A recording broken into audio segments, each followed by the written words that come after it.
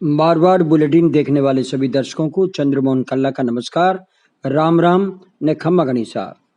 आज के समाचारों में राजस्थान में सियासी संग्राम की भेंट राजनीतिक नियुक्तियां चढ़ गई है।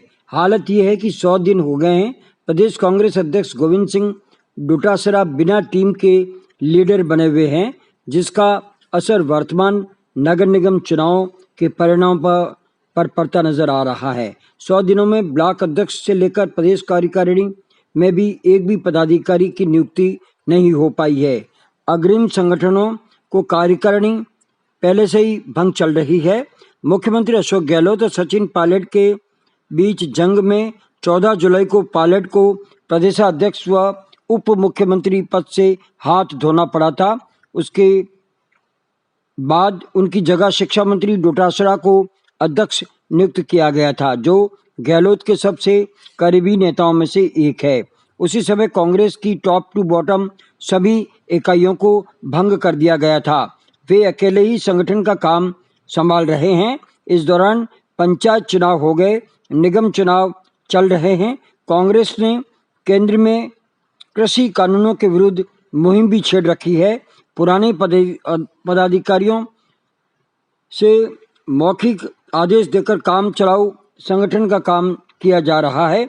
सही मायनों में गहलोत व डोटासरा सभी तरह से तैयार है, लेकिन कांग्रेस का हाईकमान ही कुछ ढुलमुल नीति का काम कर रहा है, जिसका बड़ा खामियाजा प्रदेश कांग्रेस की सरकार व संगठन को भुगतना पड़ रहा है।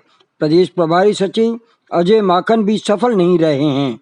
अब तक जयपुर और अजमेर संभाग की ही फीडबैक वे ले पाए हैं।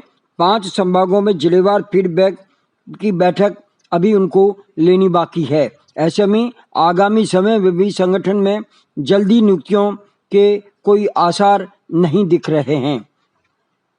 अब भारतीय कप्तान कपिल देव पर एक खबर।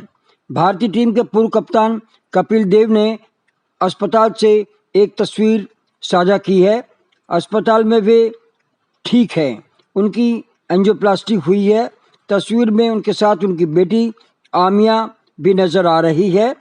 भारतीय टीम के कप्तान विराट कोहली व सचिन तेंदुलकर ने उनके स्वास्थ्य की कामना की है। साथियों, आज होम अष्टमी है और होम अष्टमी के दिन जोधपुर की बहुत पुरानी यादें लोगों को आज इसलिए याद आ रही है कि इस समय कोरोना संक्रमण में अष्टमी में जाकर के मेहरानगढ़ पर वे दर्शन भी नहीं कर पा रहे हैं। मेहरानगढ़ फोर्ट 561 वर्ष पुराना 120 मीटर ऊंची पहाड़ी पर सीना ताने आज भी जोधपुर के इतिहास को याद दिलाता है। इस फोर्ट की प्राचीर पर सजी अलग अलग आकार की तोपें आज भी लोगों को बरबस अपनी तरफ आकर्षित करती है। याद दिला दें कि ये तोपें युद्ध में ही नहीं बल्कि नवरात्र अष्टमी पर भी गरजती थी। इतिहास के प्रश्न बताते हैं कि प्रतिदिन दोपहर 12 बजे, रात 9 बजे व रात 10 बजे 3 तोपें दागी जाती थी। 9 बजे की तोप लोगों को संदेश था कि शहर के परकोटे बंद होने को है, आप अंदर आ जाएं। और रात 10 बजे की तोप के बाद दरवाजे बंद हो जाते थे, कोई भी भीतर नहीं जा सकता था और गेट बंद होने के बाद में शहर कोतवाल की अनुमति से ही प्रवेश मिलता था।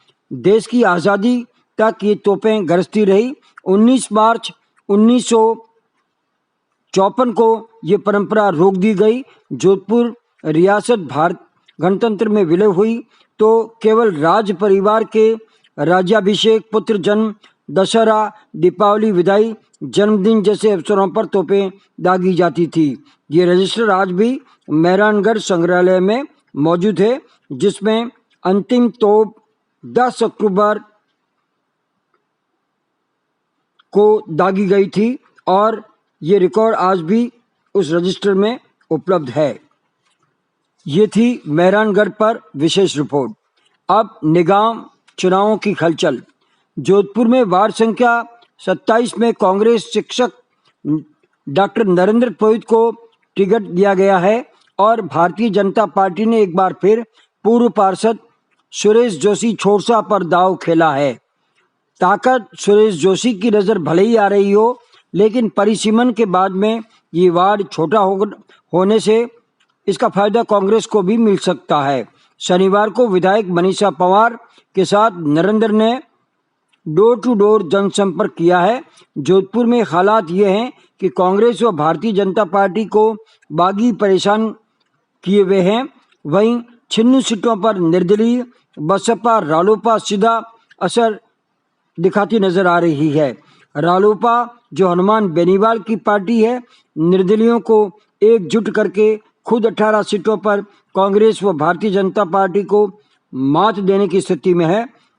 ऐसा होता है तो जोधपुर में इस बार सरकार निर्दलीयों की बन जाए तो कोई आश्चर्य नहीं होगा।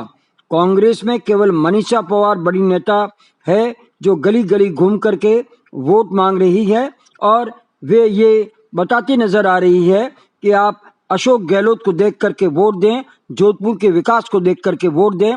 अन्य नेता भूमिगत नजर आ रहे हैं, जबकि केंद्रीय मंत्री गजेंद्र सिंह शेखावत ने मोर्चा संभाल रखा है। पाकिस्तानी खुफिया एजेंसी आईएसआई भारत में जासूसी से बाज नहीं आ रहा है। हेरोइन, नकली नोटों का लालच देकर वह अपनी जासूसी नेटवर्क तैयार कर रहा है। खुफिया एजेंसियों ने शुक्रवार देर रात बाड़मेर के सीमावर्ती बिजराड़ क्षेत्र से एक युवक को पाकिस्तान के लिए जासूसी करने के मामले में गिरफ्तार किया है। रोशनदीन नाम के इस व्यक्ति पर कई दिनों से सेना की नज़र थी और उसे गिरफ्तार कर लिया गया है। रोशनदीन की पाकिस्तान में भी रिश्तेदारी है, वो जेसीबी चलाने का काम करता है। अब कुछ खेल समाचार। शनिवार को राजस्थान रणजी ट्रॉफी के कप्तान अशोक मैनेरिया ने एएस क्रिकेट स्पोर्ट्स एनिना एकेडमी का उद्घाटन किया। एकेडमी के निदेशक पूर्व आईपीएल व रणजी खिलाड़ी अरिश सिंघवी है। राजस्थान के काबीना मंत्री रह चुके चंद्रराज सिंघवी ने फीता काट करके इसका उद्घाटन किया। इस मौके पर मैनारिया ने कहा कि इस तरह की एकेडमियों से प्रतिभाएं निकल करके सामने आती है। फॉल्कन क्रिकेट एकेडमी और पुंगलिया फॉल्कन क्रिकेट एकेडमी के संयुक्त तत्वाधान में फॉल्कन जूनियर व फॉल्कन एकेडमी के बीच एक मैच रविवार को वीरू क्रिकेट एकेडमी में खेला जाएगा। इस मैच में अंडर 10 से अंडर 19 ग्रुप के एकेडमी के सभी खिलाड़ियों की 2 टीमें बनाई गई है। एकेडमी के प्रशिक्षक कुणाल कल्ला ने बताया कि मैच में आयोजन सचिव अशोक कुमार व मैनेजर घनश्याम होंगे।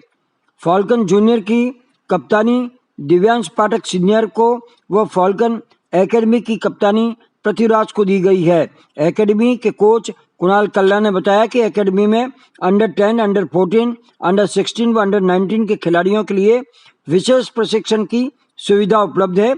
एकेडमी में पंजीयन शुल्क नहीं लिया जाता है, केवल 1000 रुपया मासिक शुल्क लिया जाता है। आप भी इस एकेडमी में एडमिशन लेने के लिए मोबाइल नंबर 9694088523 पर विस्तृत से जानकारी प्राप्त कर सकते हैं। इसके साथ ही हमारा आज का ये समाचार बुलेटिन यहीं समाप्त होता है। अगले समाचार बुलेटिन के साथ फिर हाजिर होंगे, तब तक के लिए हमें आज्ञा दीजिए। जय हिंद।